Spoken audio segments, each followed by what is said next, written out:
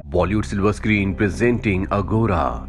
इस कहानी की शुरुआत होती है 391 एडी से, जहां पर हमें एक शहर दिखाया जाता है जिसका नाम अलेक्जेंड्रिया है और ये रोमन एम्पायर का एक हिस्सा है जहां रोमन्स राज करते हैं। इस शहर में दो अलग अलग धर्मों के लोग रहते हैं, एक तरफ क्रिश्चियंस हैं और दूसरी तरफ ज्यूइश। इसी शहर में हाइपीशिया नाम की एक लड़की रहती है जो अलेक्जेंड्रिया के म्यूजियम के डायरेक्टर की बेटी है जिनका नाम थियोन है। हाइपीशिया प्लेटोनिक स्कूल में टीचर है जहां पर फ्यूचर के लीडर्स को एजुकेट किया जाता है, लेकिन वो अपनी जिंदगी में सिर्फ एक ही बात को जानना चाहती है कि पृथ्वी सूरज के किस ओर घूमती है, यानी कि अर्थ की पृथ्वी की दूरी क्या है। हाइपीशिया स्कूल में जब पढ़ा रही होती है तो वो अपने स्टूडेंट्स को विज्ञान की, नक्षत्रों की और फिलॉसफी की बातें सिखा रही होती है। यहाँ पर सभी स्टूडेंट्स उसे बहुत पसंद करते हैं क्योंकि वो अपने काम में, अपनी टीचिंग में बहुत ज्यादा एक्सपर्ट होती है। यहाँ पर हाइपीशिया के पिता के गुलाम का जो बेटा है जिसका नाम डेवियस है, वो हाइपीशिया के साथ उसका असिस्टेंट बन के काम करता है। उसे साइंस में, विज्ञान में बहुत ज्यादा दिलचस्पी है, इसीलिए वो हाइपीशिया की हर एक बात को बहुत ध्यान से सुनता है। हाइपीशिया अपने क्लास में सभी लोगों से पूछती है कि बताओ, धरती पर कोई भी चीज क्यों गिर जाती है। दरअसल वो बात कर रही होती है ग्रेविटी की, और ये वो वक्त होता है जब ग्रेविटी की खोज नहीं हुई थी। ग्रेविटी के बारे में किसी को कुछ नहीं पता था। डेवियस जो कि उसका असिस्टेंट है उसकी बात को बहुत ध्यान से सुनता है, साथ ही वो हाइपीशिया से प्यार भी करता है, लेकिन वो अपने प्यार का इजहार हाइपीशिया से नहीं कर सकता क्योंकि उसके पिता हाइपीशिया के पिता के गुलाम हैं। वहीं दूसरी तरफ हमें उस म्यूजियम को दिखाया जाता है जहां पर हाइपीशिया के पिता डायरेक्टर हैं। दरअसल ये ज्यूइश लोगों की बहुत ही पवित्र जगह है। यहाँ ज्यूइश लोगों को पेगन भी कहा जाता है और वो यहाँ पर अपने देवताओं के स्टैचूज को, विज्ञान की किताबों को और अपनी पवित्र किताबों को रखते हैं। अब क्योंकि यहाँ के जो डायरेक्टर हैं वो हाइपीशिया के पिता हैं, इसीलिए ज्यूइश लोग जो भी बड़ा फैसला लेते हैं वो हाइपीशिया के पिता थियोन की सहमति से ही लेते हैं। वहीं बाहर हमें एक क्रिश्चियन मॉन्क को दिखाया जाता है जो यहाँ पर पेगन यानी कि ज्यूइश लोगों के देवताओं को उल्टा सीधा कह रहा होता है। दरअसल क्रिश्चियन लोग हमेशा ज्यूइश लोगों के देवताओं का मजाक उड़ाते हैं और वो कहता है कि अगर मेरा देवता, मेरा भगवान सच्चा है तो मैं आग पर चलूंगा और मुझे कुछ भी नहीं होगा। और इसके बाद वो मॉन्क आग के ऊपर चलता है लेकिन उसे कुछ भी नहीं होता।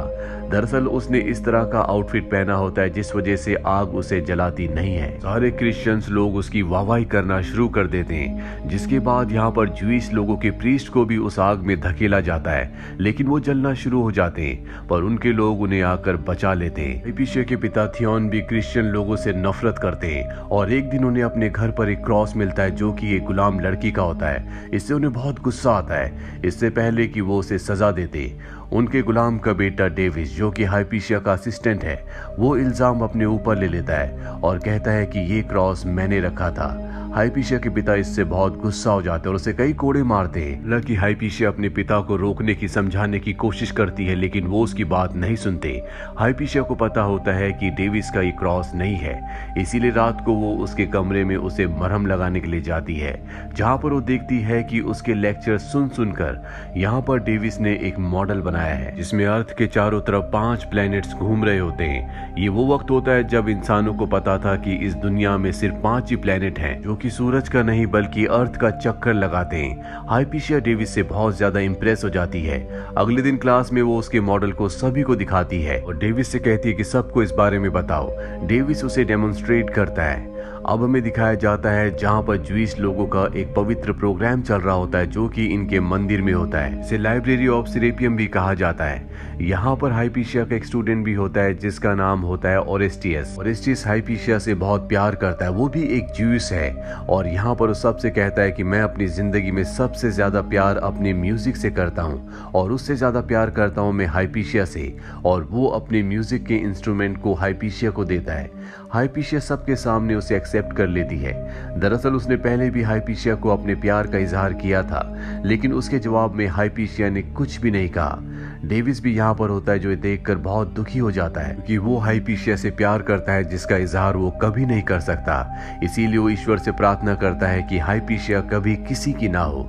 अगले दिन क्लास में दिखाया जाता है जहाँ पर हाइपीशिया ओरेस्टियस को एक कपड़ा वापस लौटाती है, जिसका मतलब ये होता है कि उसने उसके प्यार के प्रपोजल को एक्सेप्ट नहीं किया बल्कि ठुकरा दिया है। इससे उसे बहुत ज्यादा गुस्सा आता है। वो यहाँ से बाहर जाने लगता है, लेकिन तभी एक प्रीस्ट सबको बाहर बुलाता है, जहाँ पर वो सबको क्रिश्चियंस के खिलाफ भड़काना शुरू कर देता है। वो कहता है कि वो हमारे देवताओं का मजाक उड़ाते हैं, हमें अपने से नीचा समझते हैं, इसीलिए हमें जंग का ऐलान करना होगा। और ये सब कुछ हाइपीशिया के पिता की मर्जी से हो रहा होता है। हाइपीशिया अपने पिता को समझाने की कोशिश भी करती है, लेकिन उसके पिता नहीं मानते और इस सब में हाइपीशिया के पिता के साथ ओरेस्टियस भी शामिल होता है। इसके बाद अलेक्जेंड्रिया में पेगन यानी कि ज्यूज के बीच में और क्रिश्चियंस के बीच में लड़ाई झगड़ा होना शुरू हो जाता है, जिसमें कई लोग मारे जाते हैं। लेकिन यहाँ पर क्रिश्चियंस की बहुत ज्यादा तादाद है, इसीलिए ज्यूस लोग हारने लगते हैं और हाइपीशिया के पिता अपने लोगों के साथ अपने पवित्र स्थान पर, जिसे लाइब्रेरी ऑफ सेरेपियम कहा जाता है, उन सब की जान बचाने के लिए वहां पर आसरा लेते हैं, जहां डेविस भी होता है। क्योंकि डेविस एक गुलाम है, इसीलिए उसे उनके साथ रहना होगा। हालांकि वो ज्यूइश नहीं बल्कि क्रिश्चियन है। ये वही जगह है जहां पर हाइपीशिया पढ़ाती है। हालांकि डेविस यहाँ से बाहर जाना चाहता है, लेकिन हाइपीशिया उसे मना कर देती है।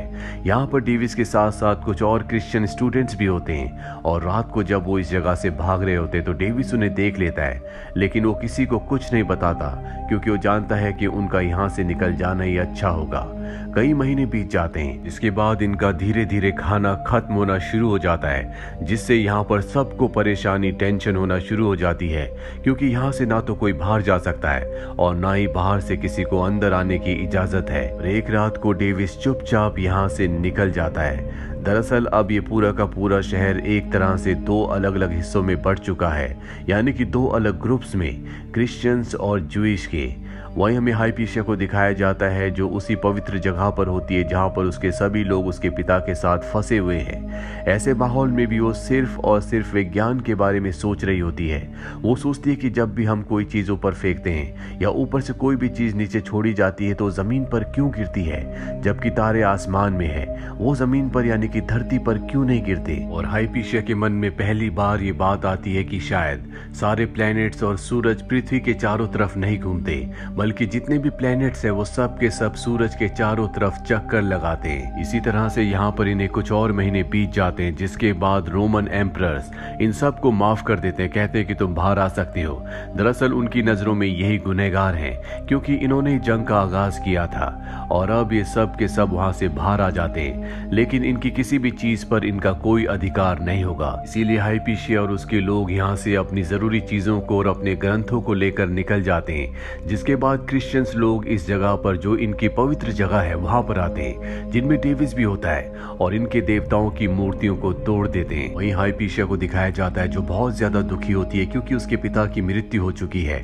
और तभी वहां पर डेविस आता है जो उसके साथ बदतमीजी करना शुरू कर देता है, क्योंकि बचपन से वो एक गुलाम था। लेकिन ऐसा करते करते अचानक से उसकी आंखों में आंसू आ जाते हैं। वो हाइपीशिया के सामने झुक जाता है क्योंकि वो हाइपीशिया से प्यार करता है। वो हाइपीशिया को अपनी तलवार देता और कहता है कि मुझे मार दो।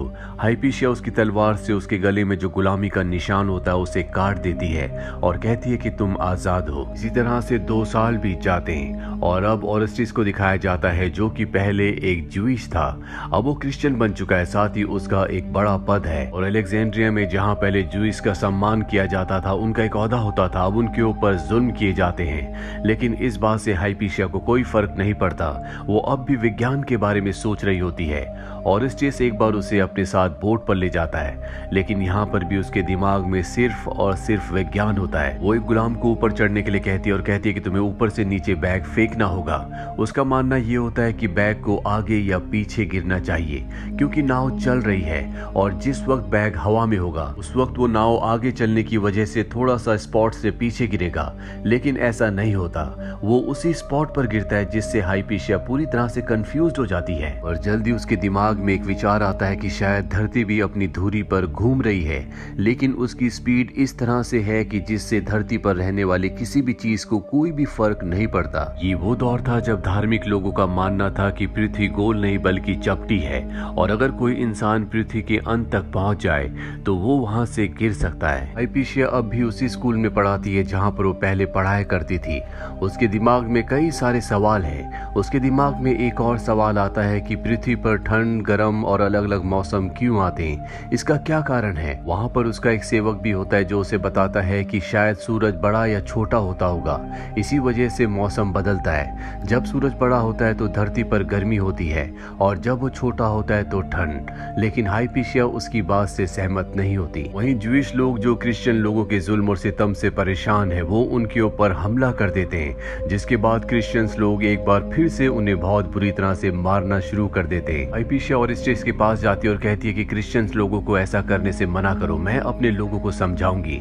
लेकिन ओरेस्टियस जो कि खुद भी पहले ज्यूइश था, जो अब क्रिश्चियन बन चुका है, वो उसकी मदद करने से मना कर देता है। डेविस भी उन लोगों में शामिल होता है जो ज्यूइश लोगों को मार रहे होते हैं, पर अब उसे एहसास हो चुका है कि वो गलत कर रहा है। मासूम लोगों का, मासूम बच्चों और औरतों का इसमें कोई भी गुनाह नहीं है। सब कुछ जब ठीक हो जाता है तो ज्यूस लोग क्रिश्चियन लोगों के लीडर्स के पास जाते हैं और कहते हैं कि हम अपने पवित्र स्थान यानी कि लाइब्रेरी ऑफ सिरेपियम में वापस जाना चाहते हैं। वो कहते हैं कि तुम जा सकते हो, लेकिन तुम सबको क्रिश्चियनिटी को अपनाना होगा। हाइपीशिया भी यहाँ पर होती है, जिसे ये बात बिल्कुल अच्छी नहीं लगती और वो उसका विरोध करती है, उसे उल्टा सीधा बोलना शुरू कर देती है, जिससे लीडर बहुत गुस्सा हो जाते हैं। वो भी उसे उल्टा सीधा कहते हैं। साथ ही वो यहाँ पर नए रूल्स बनाते हैं कि सभा में किस तरह से औरतों को रहना चाहिए। साथ ही वो हाइपीशिया को कहते हैं कि वो एक वैज्ञानिक नहीं है, बल्कि वो एक विच है।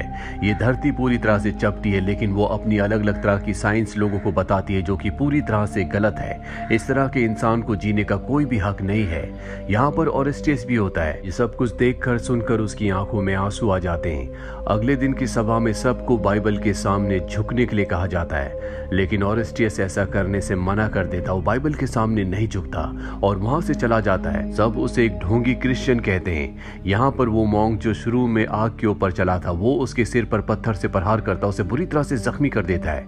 ज्यूस लोग ये देखकर पूरी तरह से भड़क जाते हैं और उस मॉन्क को मार देते हैं, जिसके बाद ज्यूस लोगों के बीच में और क्रिश्चियंस के बीच में घमासान युद्ध शुरू हो जाता है। और अब जो क्रिश्चियंस के लीडर्स हैं वो हाइपीशिया को और ओरेस्टियस को मारना चाहते हैं। ओरेस्टियस का एक दोस्त जो उसी के साथ स्कूल में पढ़ा करता था, जो बचपन से क्रिश्चियन है, वो उसे समझाता और बताता है कि धर्म में और प्यार में हमेशा धर्म की जीत होती है, तुम्हें झुकना होगा, नहीं तो वो लोग तुम्हें मार देंगे। ओरेस्टियस की आंखों में आंसू आ जाते हैं और वो उनकी बाइबल के यानी कि क्रिश्चियनिटी के सामने झुक जाता है। हिपेशिया ने ऐसा नहीं किया होता, इसीलिए अब वो हिपेशिया को मारना चाहते हैं। वही हिपेशिया जो अभी जान चुकी है कि धरती सूरज के यानी कि सन के चक्कर लगाती है, बाकी सन और दूसरे प्लैनेट्स धरती के चक्कर लगाते हैं, पर अब वो ये जानने की कोशिश कर रही होती है कि धरती सन के चक्कर किस तरह से लगाती है। क्या वो सर्कुलर मोशन में लगाती है या उसका चक्कर लगाने का जो मोशन है वो कोई और है। हिपेशिया को लगता है कि वो इलिप्स शेप में सन का चक्कर लगाती है, तभी धरती पर अलग अलग मौसम आते हैं, लेकिन वो इस थ्योरी पर अभी कंफर्म नहीं होती। तभी वहां पर ओरेस्टियस आता और उसे बताता है कि तुम्हें मारने की तैयारी की जा रही है, तुम्हें क्रिश्चियनिटी को अपनाना होगा, पर वो साफ साफ मना कर देती है। हालांकि डेविस भी उसे बचाना चाहता है, लेकिन अब उसे पकड़ लिया जाता है और उसे मारते पीटते जलील करते हुए लाइब्रेरी तक लाया जाता है। ये सब लोग उसे मारना चाहते हैं, लेकिन इनके पास तलवार नहीं है, इसीलिए बाहर पत्थर लेने के लिए जाते हैं। डेविस को देखकर बहुत दुख होता है और वो उसे इस तरह की मौत मरते हुए नहीं देखना चाहता, इसीलिए वो खुद उसे आसान मौत देकर मार देता है। और जब वो अपनी जिंदगी की आखिरी सांसें ले रही होती है, तभी वो ऊपर छत की तरफ देखती है, जहां पर इलिप्स शेप का एक गोलाकार होता है, जिससे उसे अपनी थ्योरी पर पूरी तरह से कॉन्फिडेंस हो जाता है कि पृथ्वी इलिप्स शेप में ही सूर्य के चारों तरफ घूमती है, जिस वजह से अलग अलग मौसम पृथ्वी पर आते हैं। और अब अपनी जिंदगी के आखिरी वक्त में उसने अपने सवालों के जवाब को पा लिया और इसके बाद उसकी मृत्यु हो जाती है। अब यहाँ पर वो सब लोग भी आ जाते हैं जो पत्थर लेने के लिए गए थे। डेविस उनसे कहता है कि ये बेहोश हो गई है, जिसके बाद सब के सब उसे पत्थर मारते हैं। उसके शरीर को गलियों में घसीटा जाता, उसे जला दिया जाता है और इतिहास से उसके नाम को हमेशा के लिए मिटा दिया जाता है। हाइपीशिया की बात पर किसी ने विश्वास नहीं किया, पर ठीक 1200 सालों बाद जोहानस केपलर, जो कि एक वैज्ञानिक थे, उन्होंने दुनिया को बताया कि अर्थ इलिप्टिक ऑर्बिट में सन के चारों तरफ घूमती है और यही बात थी जो हाइपीशिया ने सबको बताई थी।